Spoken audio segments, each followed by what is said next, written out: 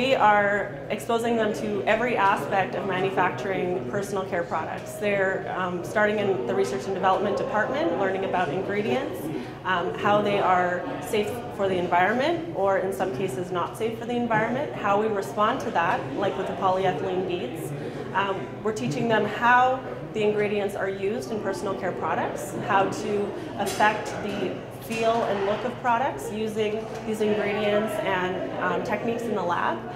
They're also going to see a batch of hair gel being made from beginning to end. So from an R&D perspective, they can see how we innovate and we develop products from scratch using ingredients. On the quality side, they're going to tour microbiology and the quality assurance lab to make sure that every product that we manufacture is the same every single time. We want to make sure that when they go to the store shelf, that product is the same every time they buy it, whether it's now or 2 years from now. Also, they're going to tour bulk manufacturing, which is where we take something from 2 pounds in a glass beaker to 14,000 pounds or 28,000 pounds in manufacturing.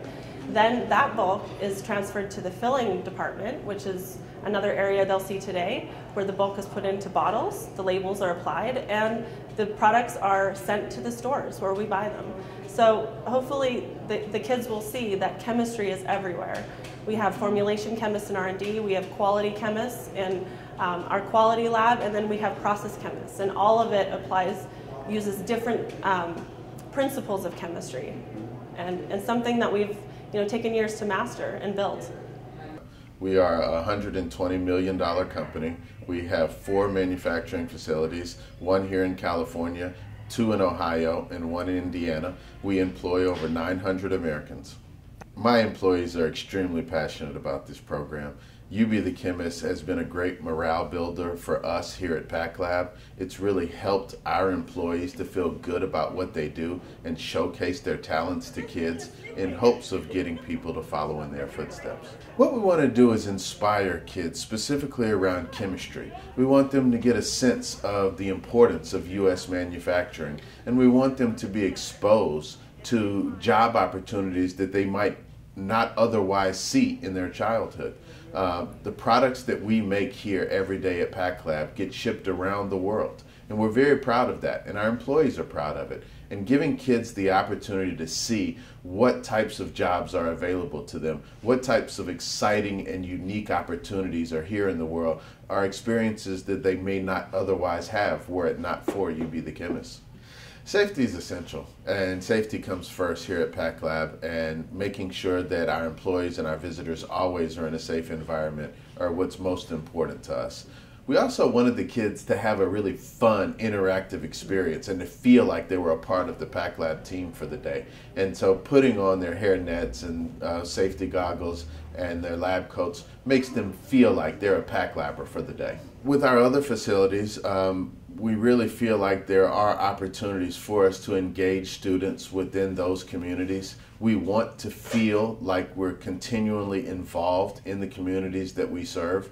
Our business model is one of service as much as what we do in manufacturing great products is providing good service to our customers. We also feel a personal responsibility to give that same level of service to our community in giving back. They can gain the passion and the interest at this early age, and there will definitely be something to do with the cosmetic or the fashion or the creative side of this industry. It takes chemistry, so I see this as like 90 potential great minds, just like our Director of R&D and Innovation.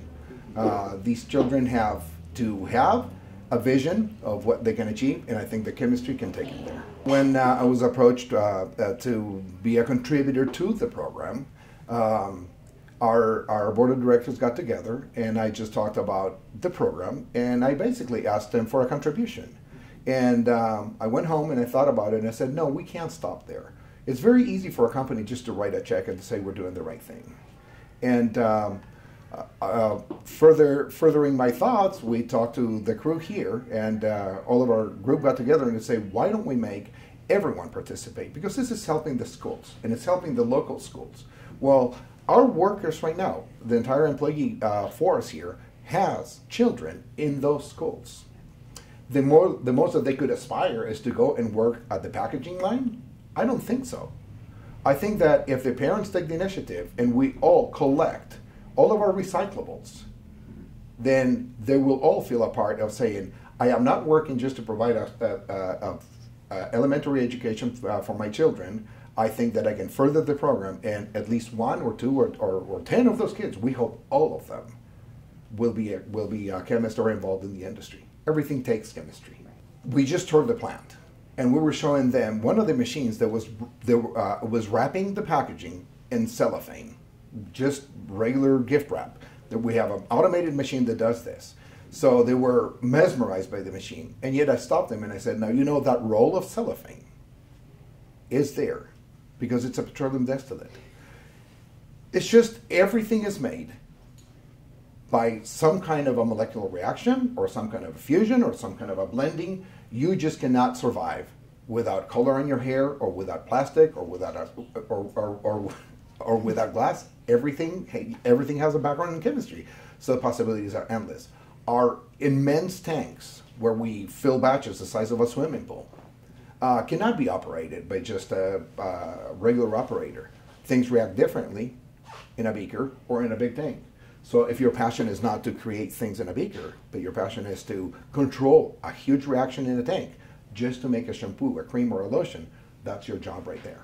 We're showing them how products are made, from the basic chemistry in the lab to how it's produced in volume, and then how it's put into bottles or tubes, so that it ends up the final product they see in the shelves of the various stores. That's one of the things that kids never quite conceive of. They buy the shampoo, but they don't know what went into making that shampoo.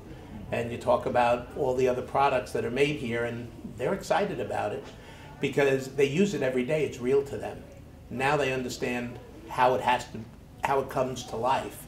And I think that's very exciting for them and for us. Most of the products that we produce are based on what people need to protect themselves, whether it's suntan lotion or shampoos or other things that they need.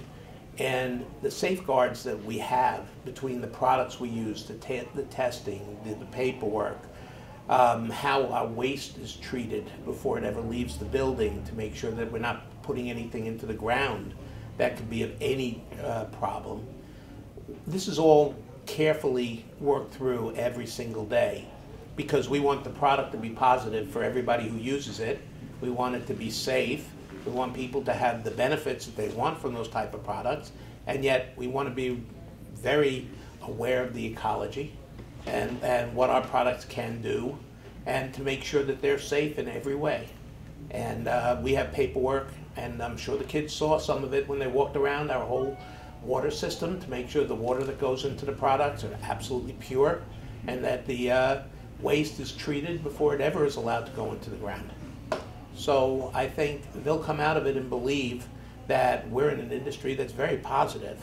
It isn't the big bugaboo that sometimes you hear about in the news, and that we're creating something evil here. It's quite opposite, and it's very good. And I think once they've seen that and they've gotten to play with some of the chemistry and they get to see the production and what we go through, they'll have a better understanding of the fact that this is a positive industry and we're making products that are good for people. We want to be responsible in how we handle all of our work, and we want to be leader in the technology and what products we're going to have for the future.